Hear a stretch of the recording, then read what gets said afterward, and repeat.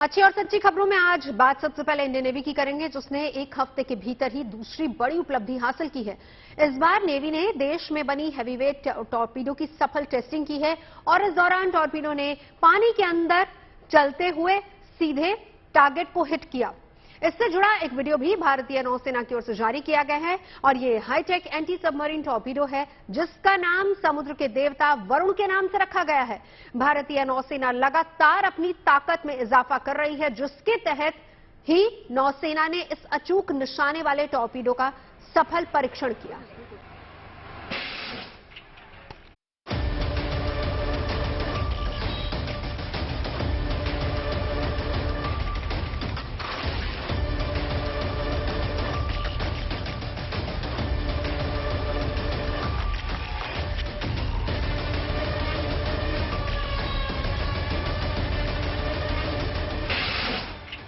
इसकी रफ्तार और इसका अचूक वार ही इसकी पहचान है।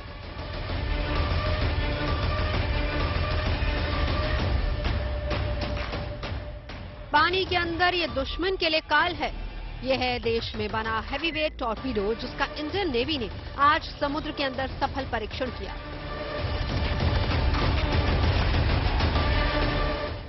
महज 8 सेकंड का ये वीडियो चालाक चीन और नापाक साजिशें रचने वाले पड़ोसी पाकिस्तान को टेंशन देने वाला है, क्योंकि ट्रायल के दौरान इस टॉर्पीडो ने पलक झपकते ही अपने टारगेट को नेस्तनाबूद कर दिया।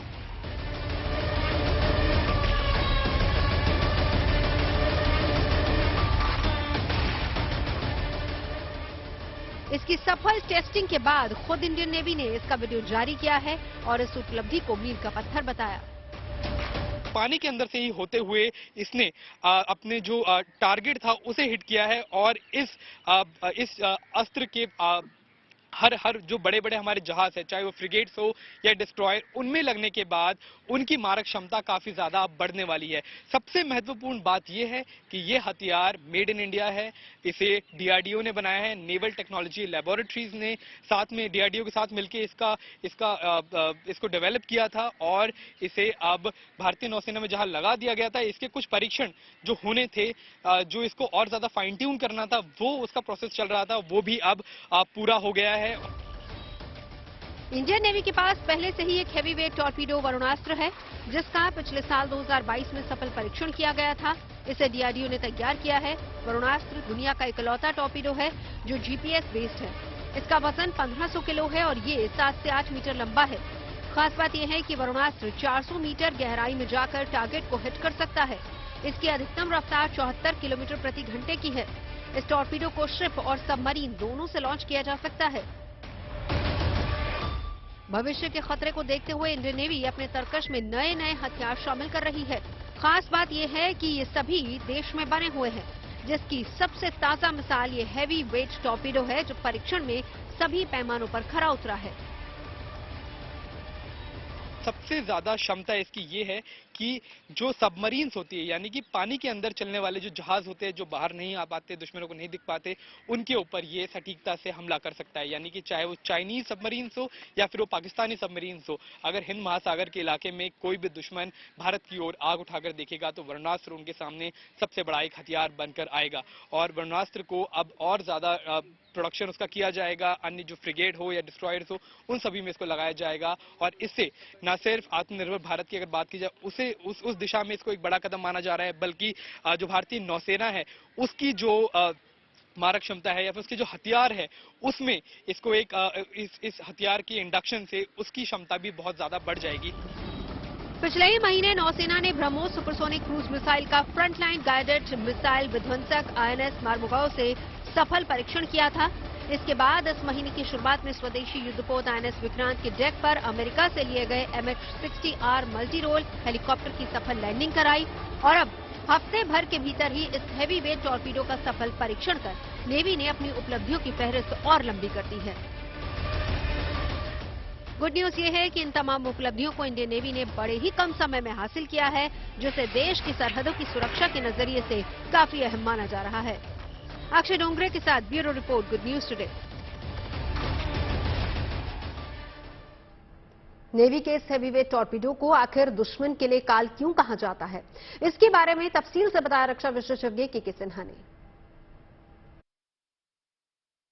जब हम देखते हैं तो अंडर वाटर डोमेन के अंदर में जो मैरीटाइम का हिस्सा है, जो हमारे नेवल कैपेबिलिटी का हिस्सा है, उसमें अंडर वाटर टारगेट को जो हमारे एक हेवी वेट और वो है वरुणास्त्र, जिसको वरुणास्त्र जो जल के अंदर में हमारा ब्रह्मास्त्र की तरह है, जिसको वरुणास्त्र हम कहते हैं, वो एक हेवी लॉन्च एक शिप लॉन्च टॉर्पीडो है, उसका सफल परीक्षण हुआ है।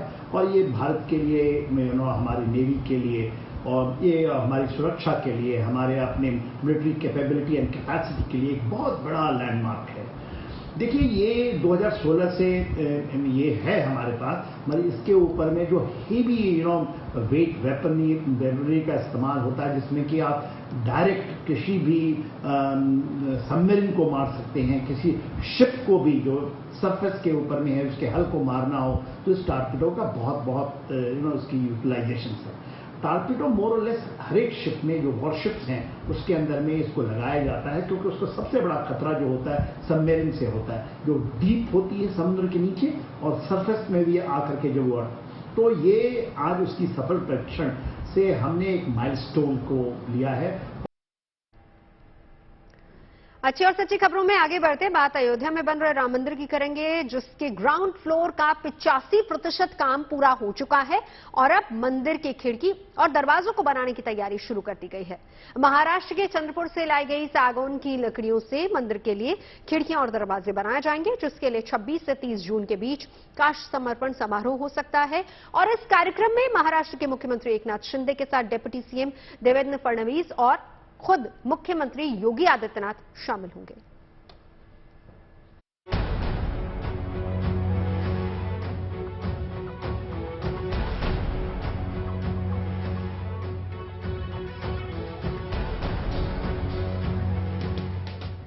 अयोध्या में प्रभु श्री राम का भव्य और दिव्य मंदिर कुछ इस तरह से आकार ले रहा है।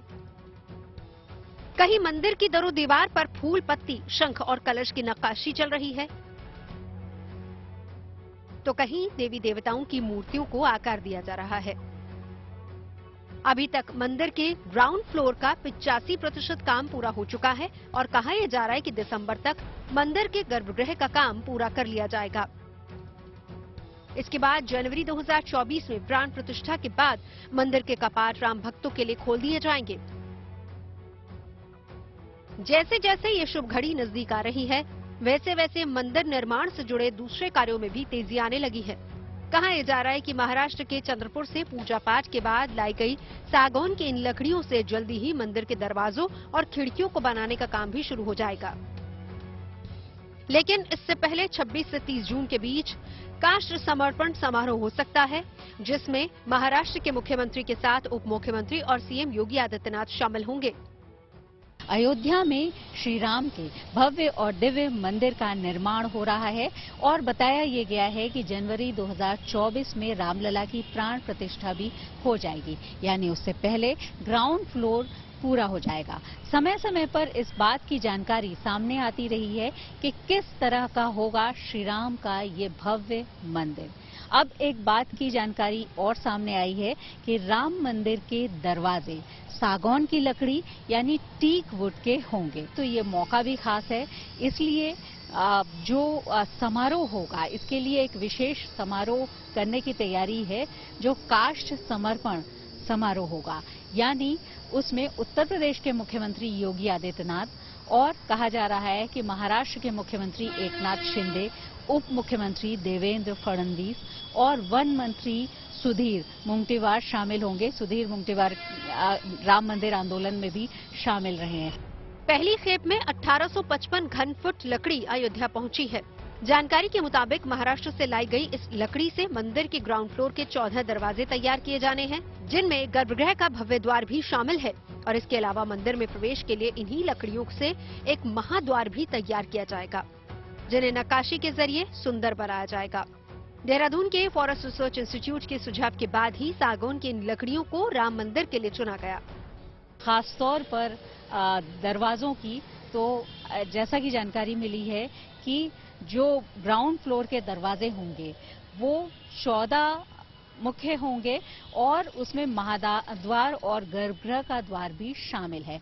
वैसे करीब 42 द्वार अभी तय किए गए हैं जो चंद्रपुर के सागौन की लकड़ी से बनेंगे। इसके लिए लगातार सागौन की लकड़ी अयोध्या पहुंचती रहेगी, लेकिन अभी पहुंचना शुरू हो गई है और जल्द ही इसका निर्माण कार्य शुरू हो जाएगा। लेकिन ये मौका बेहद खास है और जो द्वार होता है किसी भी मंदिर का वो सबसे ज्यादा खास होता है, इसलिए उन द्वारों को सुसज्जित करने के लिए उसमें नक्काशी की जाएगी। फूल पत्ती की आकृतियां, अलग अलग आकृतियां, सूर्य चंद्र और कई और ऐसे प्रतीक, धार्मिक प्रतीक भी उकेरे जाएंगे उसमें। ये सारा काम मंदिर ट्रस्ट और एक्सपर्ट्स की निगरानी में देश के बेहतरीन कारीगरों के हाथों किया जा रहा है ताकि मंदिर की सुंदरता में कोई कमी न रह जाए। मंदिर निर्माण में इस प्रगति को देखकर साधु संतों के साथ साथ अयोध्या आने वाले राम भक्त भी बेहद खुश हैं, क्योंकि चंद महीनों बाद इन लोगों का दशकों पुराना इंतजार खत्म होने जा रहा है, जब प्रभु श्री राम गर्भगृह में विराजमान होकर अपने भक्तों को दर्शन देंगे। लखनऊ से शिल्पी सेन, अयोध्या से बनबीर सिंह के साथ bureau report, good news today. Ayodhya में राम मंदिर निर्माण शुरू होने के बाद से ही वहां के विकास के लिए केंद्र और राज्य सरकार की हर संभव मदद दी जा रही है, जिसके तहत प्रभु श्री राम की इस नगरी में वर्ल्ड क्लास इंफ्रास्ट्रक्चर तैयार किया जा रहा है ताकि मंदिर निर्माण के बाद देश और दुनिया से यहां आने वाले तीर्थ यात्रियों को किसी भी तरह की कोई दिक्कत पेश न आए। अयोध्या के सांसद लल्लू सिंह के मुताबिक अयोध्या के डेवलपमेंट के लिए करीब 57,136 करोड़ रुपए का भारी भरकम बजट स्वीकृत किया गया है। कहा जा रहा है कि ये बजट देश के साथ छोटे राज्यों जैसे गोवा, मणिपुर, मेघालय, मिजोरम, नागालैंड, त्रिपुरा और हिमाचल प्रदेश से ज्यादा है। अयोध्या को मिले इस बजट से रेलवे स्टेशन, एयरपोर्ट, सड़कें, फ्लाईओवर जैसे कई काम चल रहे हैं। अयोध्या में 48,000 करोड़ रुपया भारत सरकार ने स्वीकृत किया है बहुत सारी परियोजनाओं को, और 8,000 करोड़ रुपया प्रदेश सरकार ने स्वीकृत किया। ये बजट जो है बहुत सारे प्रदेशों से बड़ा बजट होगा और कई हजार करोड़ रुपया की स्वीकृति अभी जल्दी होने वाली है। कुल मिलाकर के अयोध्या को दुनिया का सुंदरतम नगर बनाना है, से अच्छा नगर बनाना है। इस दृष्टि से माननीय प्रधानमंत्री नरेंद्र मोदी जी निरंतर अयोध्या के बारे में चिंता करते रहते हैं और कैसे अयोध्या सुंदर बने, कैसे अयोध्या स्वच्छ रहे, यह मोदी जी के साथ साथ इस देश का जो प्रबुद्ध वर्ग है वह भी चाहता है। आगे बढ़ते हैं। ओडिशा के बालासोर में हुए ट्रेन हादसे को 4 दिन बीत चुके हैं। ओडिशा के कई शहर, खासकर बालासोर, भुवनेश्वर और कटक के अस्पतालों में घायलों की जिंदगी बचाने के लिए मशक्कत अभी भी जारी है। 1100 घायलों में 900 लोगों को इलाज के बाद डिस्चार्ज कर दिया गया है। पिछले शनिवार से आर्मी से लेकर एनडीआरएफ, एसडीआरएफ की टीमें हादसे के समय से ही जिंदगियां बचाने में जुटी हुई हैं और इन टीमों के साथ आईआरसीटीसी की टीम भी शामिल है, जिसका योगदान सामने नहीं आया, लेकिन बालासोर रेस्क्यू ऑपरेशन में उसने अपनी अहम भूमिका निभाई है। बालासोर में जिन 2 पैसेंजर ट्रेनों के साथ हादसा हुआ, उन ट्रेनों में आईआरसीटीसी के कर्मचारी भी मौजूद थे जो यात्रियों को दुर्घटना से पहले रात का खाना परोसने की तैयारी कर रहे थे। हादसे के तुरंत बाद आईआरसीटीसी के कर्मचारियों ने सबसे पहले एक्सीडेंट की जानकारी आईआरसीटीसी कंट्रोल रूम को दी। ट्रेन हादसे की सूचना पाते ही आईआरसीटीसी कंट्रोल रूम के साथ साथ उसके बड़े अधिकारी एक्शन में आ गए और पहली एक्सीडेंट रिलीफ ट्रेन के साथ ही यात्रियों के लिए खाने पीने का सामान भी भेजा। बालासोर की तपती गर्मी में राहत और बचाव कार्य में जुटी आर्मी, एनडीआरएफ और लोकल पुलिस के लिए पर्याप्त मात्रा में पानी और भोजन की व्यवस्था आईआरसीटीसी की तरफ से की गई। दुर्घटना स्थल से कुछ किलोमीटर दूर पर ही आईआरसीटीसी ने अपना किचन सेटअप किया और दुर्घटना स्थल पर जितने भी लोग मौजूद थे उन्हें खाना और पीना मुहैया करवाया ताकि राहत और बचाव का बदस्तूर जो सिलसिला चल रहा था वो जारी रहे। आईआरसीटीसी के कर्मचारी बालासोर हादसे में रेस्क्यू टीम की बैकबोन बनकर उभरे हैं और अपने कंट्रोल रूम को वॉर रूम में बदलकर घटनास्थल तक मदद पहुंचाई। अभी हम मौजूद हैं दिल्ली के IRCTC के मेन कंट्रोल रूम में। हमारे साथ मौजूद है ओंकार शर्मा जी, जो हमें बताएंगे कि कैसे IRCTC जो है वो दुर्घटना स्थल पे खाना पानी पहुंचा रहे थे। जब ये रेल दुर्घटना हुई उस टाइम पे भी IRCTC के वहां पे कर्मचारी मौजूद थे। कैसे आपको ये जानकारी मिली? नमस्कार। हाँ, जिस जगह आप ये खड़ी हैं ये सेंट्रल कंट्रोल है IRCTC का। ये हम यहाँ से पैन इंडिया बेसिस पे अपना जो पूरा मूवमेंट है उसको यहाँ से हम कंट्रोल करते हैं या यहाँ से हम इंस्ट्रक्शंस जो है वो रिले करते हैं। तो बाकी जो जहाँ तक बात है एक्सीडेंट साइट की, तो एक्सीडेंट साइट पे जो भी मूवमेंट हो रही है अभी तक फ्रॉम डे 1 से लेके अभी तक, उसमें जो भी काम हो रहा है उसका हमें तुरंत रियल टाइम बेसिस पे वो डाटा हमें मिलता है और क्या होने वाला है ये भी हमें पता रखना पड़ता है और हम उसके लिए प्रयास करते रहते हैं। हमारा जो एग्जैक्टली IRCTC का जो वहाँ पे रोल था वो कैटरिंग से रिलेटेड ज़्यादा था। अगर बाय द वे उन 2 ट्रेन की बात करें जिनमें पैसेंजर्स थे, तो उसमें हमारी पेंट्री कार्स थी।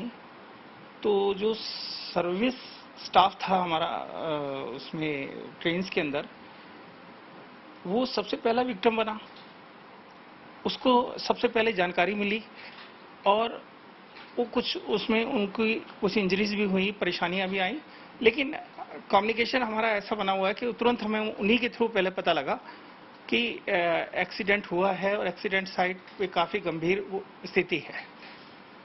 और उसके बाद की जो मैनेजमेंट है या डिजास्टर मैनेजमेंट है उसके लिए तो हमारे जो जैसे ही हमें इंफॉर्मेशन मिली तो हमने जो हमारे हाई ऑफिशियल्स यहाँ पे दिल्ली के अंदर हैं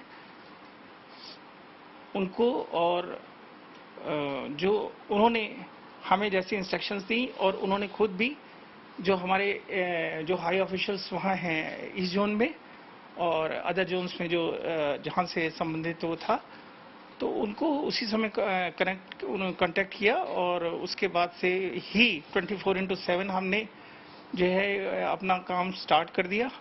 और जैसे जैसे हमारे पास उस समय की रिक्वायरमेंट्स थी या ज़रूरतें थी या हमारे उनको जिस तरह का वो निर्देश दिया गया, IRCTC का जो मेन उद्देश्य है वो घटनास्थल पे जो भी जिस तरह का भी व्यक्ति है, चाहे वो मदद कर रहा है, चाहे वो उनका रिश्तेदार है, चाहे वो जो है सर्वाइवल के साथ वहाँ पे है या उसकी किसी तरह से भी जिस तरह की भी उसकी आवश्यकता है, और जिस तरह भी हमने इसमें कभी भी किसी तरह का वो भेदभाव नहीं या वो नहीं किया जाता और ना ही हमें ऐसा कोई निर्देश है।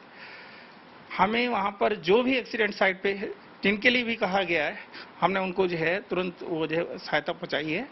और इसमें जो वहाँ पे रेस्क्यू टीम्स काम कर रही हैं उनके लिए भी जो है इसका मील्स का अरेंजमेंट, भोजन का अरेंजमेंट जो है हमारी तरफ से ही गया है। बालासोर ट्रेन हादसे से अभी भी पूरा देश उबरा नहीं है। इस हादसे में 275 से ज्यादा लोगों की मौत हो गई और अभी लोग सदमे में हैं। राजनीतिक फायदे के लिए कुछ सियासी दलों के नेता सियासत भी कर रहे हैं। रेल मंत्री अश्विनी वैष्णव के इस्तीफे की मांग भी की जा रही है। केंद्र सरकार, ओडिशा की नवीन पटनायक सरकार ने तालमेल की अद्भुत मिसाल पेश की है। बिना वक्त गवाए ओडिशा सरकार, केंद्रीय गृह मंत्रालय और रेल मंत्रालय और आपदा प्रबंधन से जुड़ी टीमों के अधिकारी एक दूसरे के संपर्क में आए और हादसे को लेकर एक दूसरे पर आरोप मढ़ने के बजाय पूरी ताकत के साथ राहत और बचाव के काम की शुरुआत की गई। केंद्र और राज्य सरकार की सभी एजेंसियां आम लोगों के साथ मिलकर कोरोमंडल एक्सप्रेस और बेंगलुरु हावड़ा एक्सप्रेस में सवार एक एक यात्री की जान बचाने में जुट गए। टक्कर की वजह से पटरी से उतरे ट्रेनों के डिब्बों में फंसे यात्रियों को निकालने का काम शुरू किया गया। इसके लिए ओडिशा सरकार की तरफ से ज्यादा संख्या में क्रेनें मुहैया कराई गई, जिनसे ट्रेन के पलटे डिब्बों को सीधा करके उसमें फंसे यात्रियों को बाहर निकाला गया। इस बीच घायलों को तुरंत अस्पताल पहुंचाने के लिए भी ज्यादा से ज्यादा एम्बुलेंस की व्यवस्था की गई। इन एम्बुलेंस में सवार होकर पहुंचे डॉक्टर्स की टीमों ने भी मौके पर ही घायलों के इलाज करना शुरू कर दिया। फर्स्ट एड देकर घायलों को बेहतर इलाज के लिए एम्बुलेंस के जरिए बालासोर के भुवनेश्वर भी पहुंचाया गया। पूरी रात 90 एम्बुलेंस बालासोर और भुवनेश्वर के बीच चक्कर लगाती रही, जिसकी वजह से 180 यात्री वक्त पर अस्पताल पहुंच सके, जिससे घायलों को समय पर इलाज मिल गया और जिससे उनकी जान बचाई जा सकी। और इसी का परिणाम ये था कि मौतों का आंकड़ा बहुत ज्यादा नहीं बढ़ा। ओडिशा के सरकारी अस्पतालों में ही घायलों को बेहतरीन इलाज मिल गया। सरकारी अस्पतालों में साफ सफाई ऐसी की बचाव राहत में जुटे लोगों के अलावा घायलों के परिजन भी चौंक गए। राज्य के सरकारी अस्पतालों में स्वास्थ्य व्यवस्था देखकर हर कोई हैरान हो गया। न फर्श पर गंदगी थी और का कोई नामो निशान था और न ही बिस्तर पर किसी तरह की कोई गंदगी नजर आई। इंसानियत की बड़ी मिसाल पेश करते हुए ओडिशा के युवा भी पीड़ितों की मदद के लिए संसाधनों से लैस अपने खून तक देने के लिए तैयार हो गए और यही वजह रही कि रक्तदान के लिए बालासोर के अलावा दूसरे शहरों के अस्पतालों से भी काफी तादाद में लोग वहां पर पहुंचे जो कि रक्तदान करना चाह रहे थे। तब अस्पताल में ब्लड डोनेट करने वालों की भीड़ देखकर डॉक्टर्स भी हैरान रह गए थे। दिल्ली में एसी कमरे में बैठकर ऑर्डर पास करने के बजाय रेल मंत्री अश्विनी वैष्णव खुद घटनास्थल पर पहुंचे, राहत और बचाव काम को बारीकी से परखा, जिसकी वजह से ग्राउंड जीरो पर व्यवस्था और ज्यादा दुरुस्त हो पाई। हालांकि पहले ऐसा नहीं था। दो सरकारों में इस तरह का तालमेल कम ही देखने को मिला है। सरकारें एक दूसरे पर आरोप ही मढ़ती रही हैं। खबरें सच्ची होनी चाहिए, अच्छी खुद ब खुद लगती हैं। Navjot Randhawa signing off. आप सुनते रहिए गुड न्यूज और देखते रहिए गुड न्यूज टुडे।